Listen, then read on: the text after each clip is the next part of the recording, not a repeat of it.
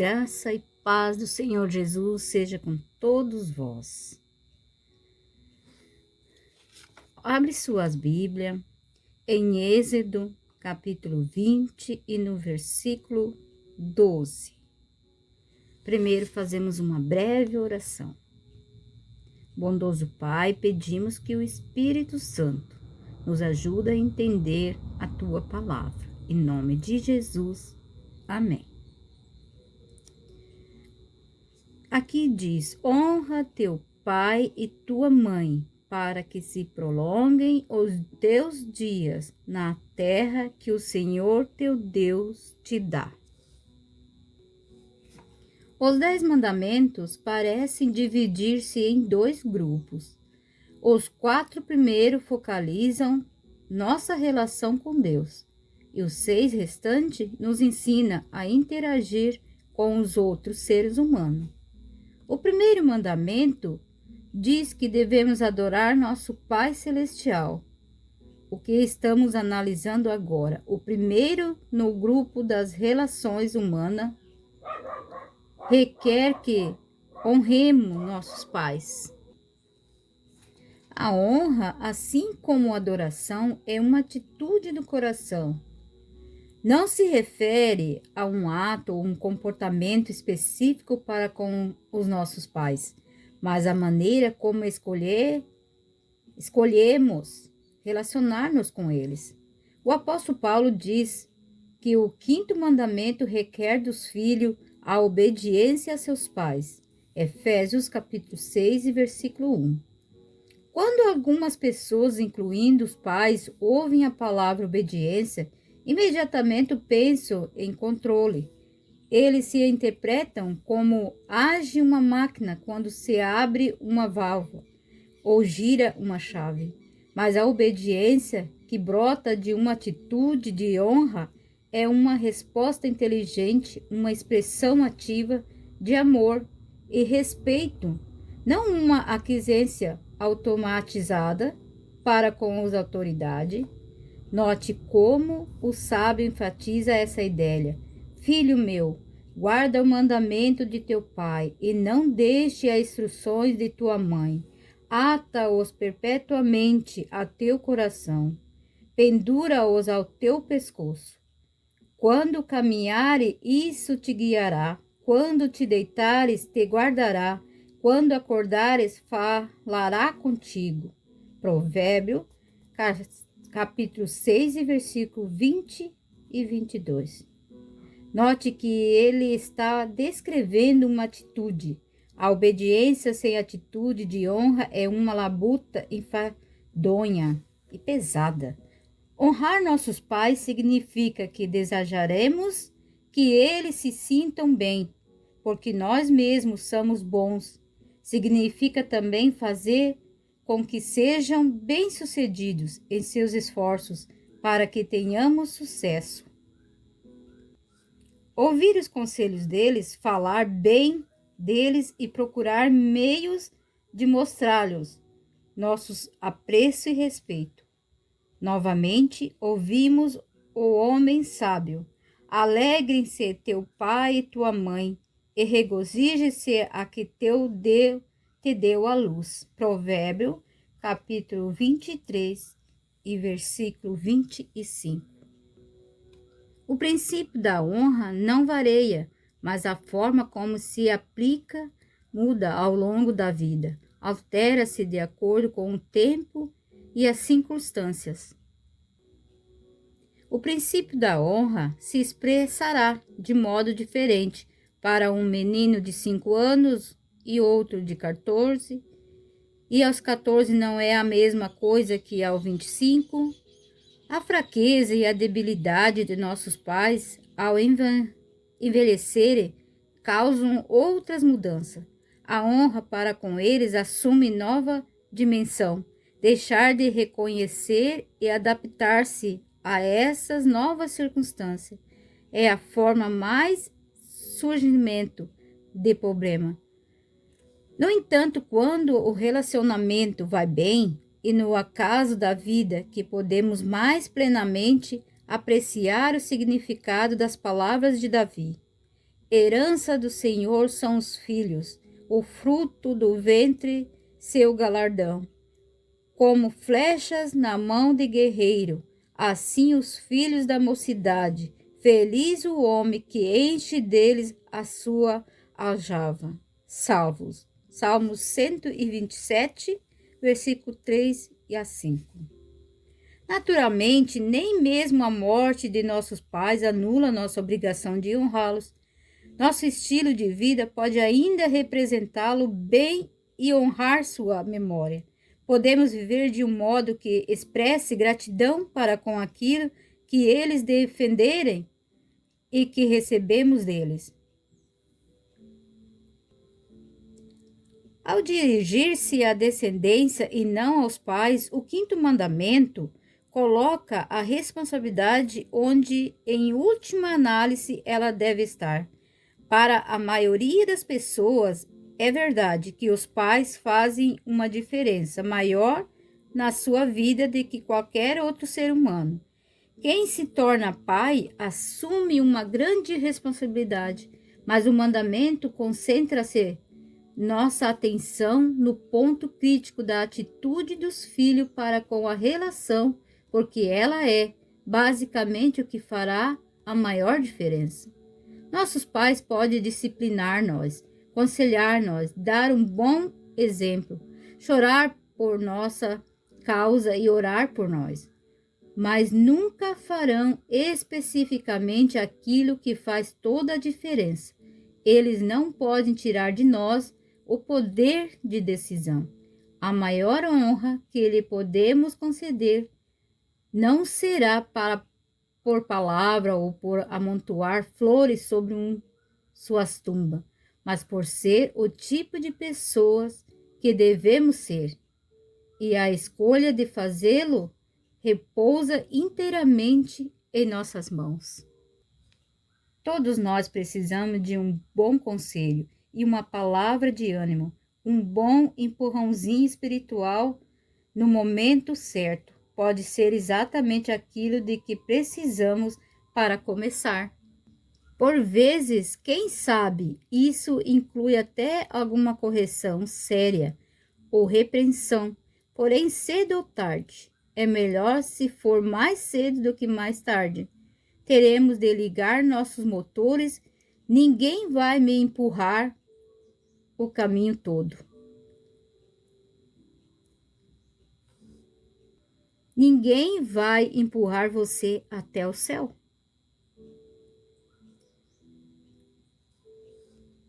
Vamos fazer uma comparação. Veja se pode imaginar a seguinte cena. Uma mulher chega aos portões do céu e tenta esgueirar-se lá para dentro sem notar. Espera aí, diz o porteiro. Aonde está indo? Quem? Eu? Ela parece estar realmente nervosa por algum motivo. Ah, bem, é que eu li o verso onde está escrito que se eu lavar minhas vestes e torná-las brancas no sangue de Jesus, posso entrar na cidade pelas portas. Isso está em Apocalipse, capítulo 22, 14. Foi isso que eu fiz, eu a lavei e aqui estou. Mas noto que a senhora está carregando algo sobre as suas vestes.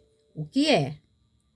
Diante disso, a pobre mulher fica ainda mais nervosa. Parece que está a ponto de chorar. Ah, isto aqui é só uma coisa. Há algo que eu queria trazer comigo. O que é? Agora suas lágrimas começam a cair. Senhor, é um dos meus filhos. Quero muito que ele esteja aqui comigo. Por favor, não posso entrar com ele também? Se você acha que essa cena é apenas humorística, talvez ainda não tenha percebido o quanto os pais anseiam dar a seus filhos a coisa mais preciosa que poderia desejar para si mesmo, e quando sua alegria e paz mental estão ligadas a essa questão. Que cena, né? Visto que os pais estão sempre prontos para carregar seus filhos para os lugares melhores que podem levar, né? Mas Deus não disse que a gente poderia levar os filhos junto para o céu. Mas vamos continuar. Mas isso nunca poderia acontecer. O profeta Ezequiel faz uma vivida comparação. Diz que o mesmo que Noé, Daniel e Jó vivessem hoje, por sua fidelidade, não poderiam salvar a ninguém, além de si próprio. Ezequiel, capítulo 14 e versículo 20. E assim que acontece, porque a fé não é transferível. Às vezes dizemos que Deus não tem netos. Também é verdade que ele não tem sobrinhas ou sobrinhos, parente por afinidade ou qualquer outra coisa. Ele tem apenas filhos. Isso significa que não podemos estabelecer uma relação com Deus por meio da fé manifestada por alguém. Entrar no céu agarrados às ambas do seu casaco? Nossos pais podem ter sido boas pessoas. Nesse caso, devemos ser agradecidos. Afinal, nem todos têm esse privilégio. Mas precisamos fazer algo mais do que apenas admirá-lo. Precisamos tomar nossa própria decisão em aceitar o sacrifício de Jesus em nosso favor, estabelecendo nosso próprio relacionamento pessoal com Deus.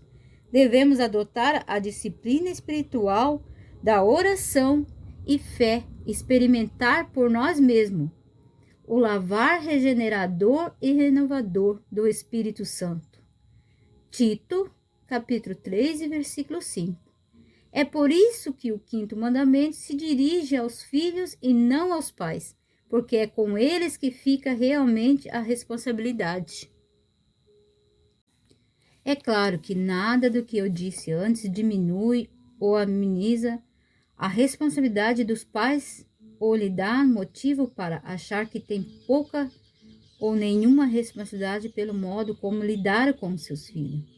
É impossível considerar a atitude dos filhos para com seus pais sem também vê-la como uma moeda de dois lados, porque a interação entre pais e filhos é recíproca. Quando o apóstolo Paulo fala sobre o quinto mandamento, deixa claro que é dever dos filhos de honrar seus pais, e contrabalançado pelo dever dos pais para com os filhos. Efésios capítulo 6, versículo de 1 a 4. E Colossenses capítulo 3, e versículo de 20 e 21. Notamos que a honra que os filhos devem dar a seus pais é uma atitude de amor e respeito, em vez de uma aquiescência automatizada para com a autoridade. A questão vital para os pais é: que tipo de ensino e exemplo posso dar? Que tipo de interação posso promover para facilitar esse tipo de reação? Como posso encorajar nos meus filhos essa resposta inteligente? Um sistema de disciplina baseado na coerência e não ao castigo. Claramente não é a resposta. A obediência que não envolva a razão e a participação de uma vontade autônoma não é honrosa. Se queremos ver em nossos filhos uma resposta que brote de seu próprio raciocínio, inteligência e boa vontade, então, o mais cedo possível e com a maior frequência possível, em alguns casos mais cedo e com maior frequência do que seria confortável, devemos começar a apelar para essas faculdades superiores, lembrando que nosso objetivo não é controlar, mas estimular uma atitude de honra.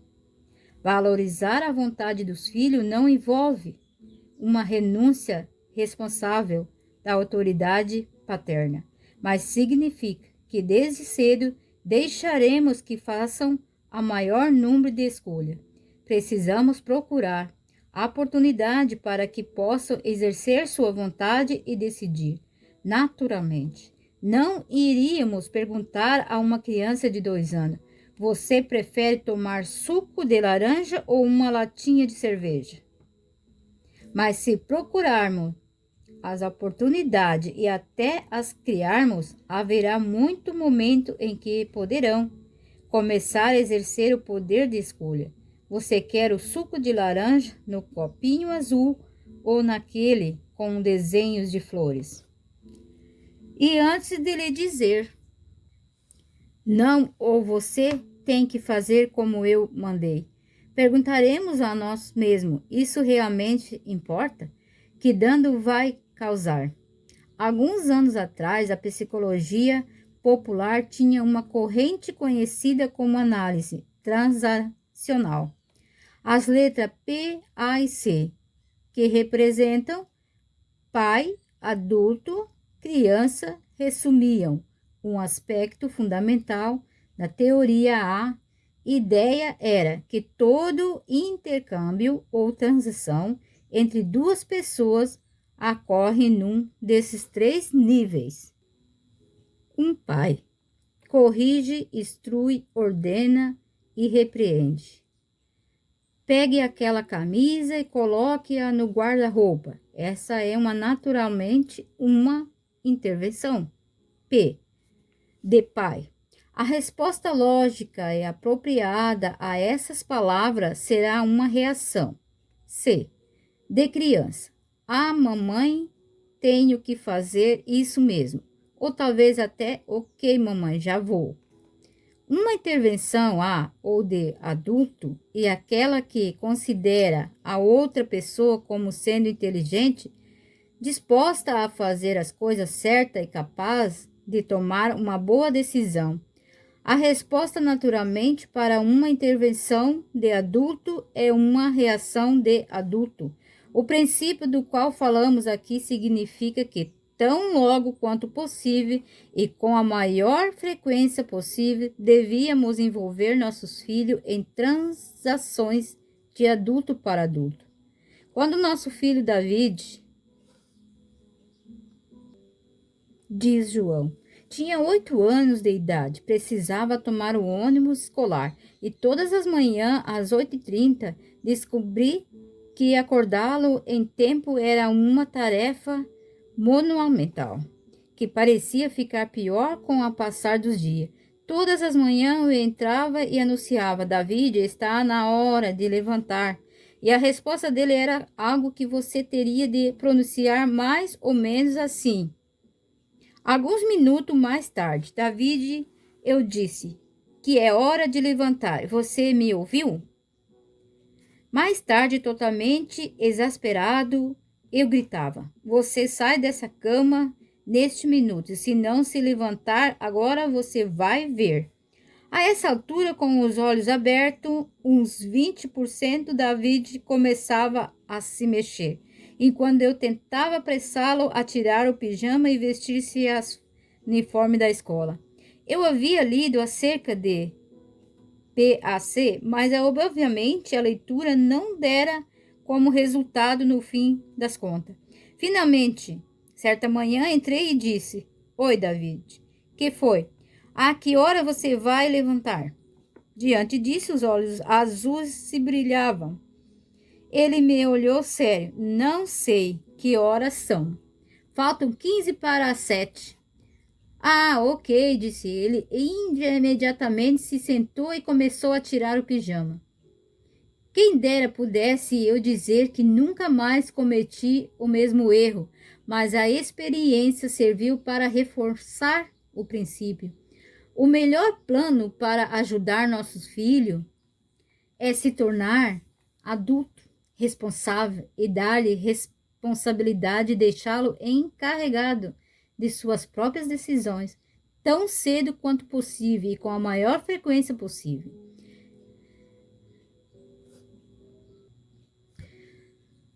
João havia assumido a tarefa de fazer com que David saísse para a escola em tempo e a fazê-lo e tirar a responsabilidade das mãos dele.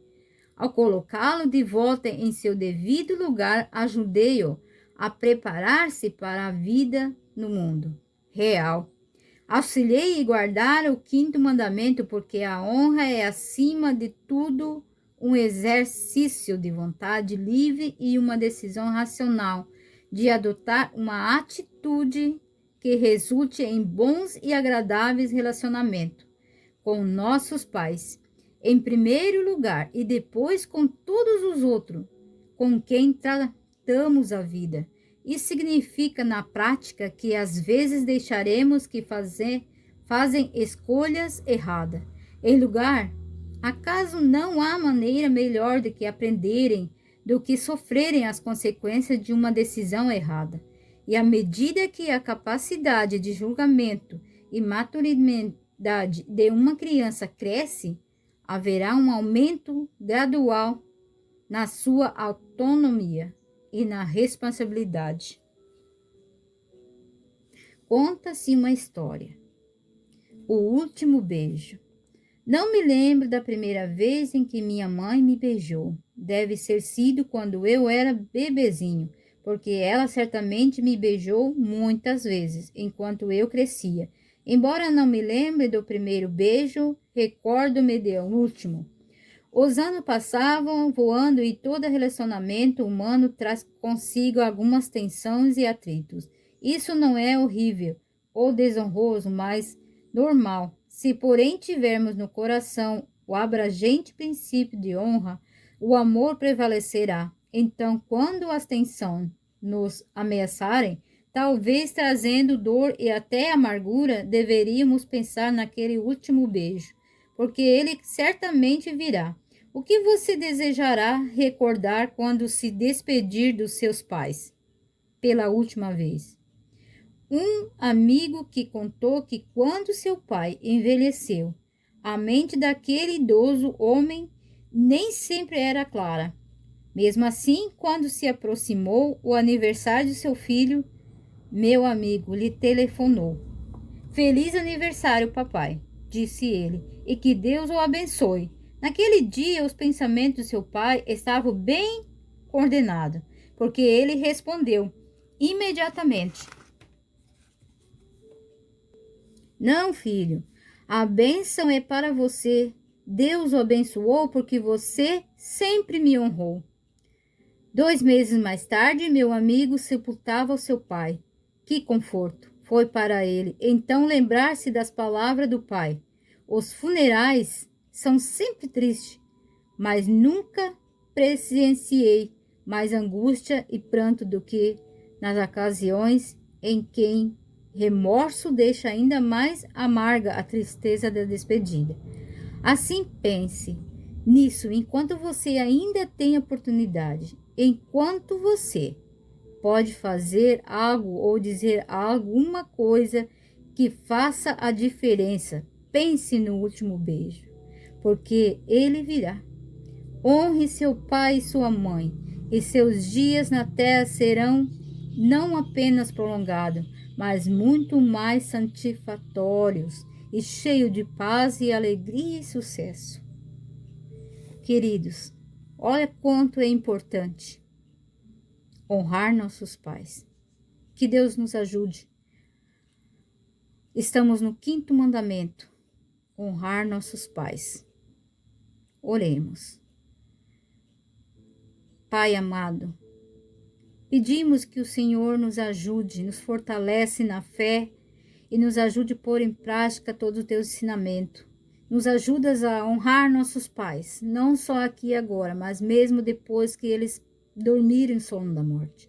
Que podemos honrar a memória deles, sempre. Para a honra e glória do Senhor Jesus, é que eu peço e agradeço. Em nome de Jesus. Amém.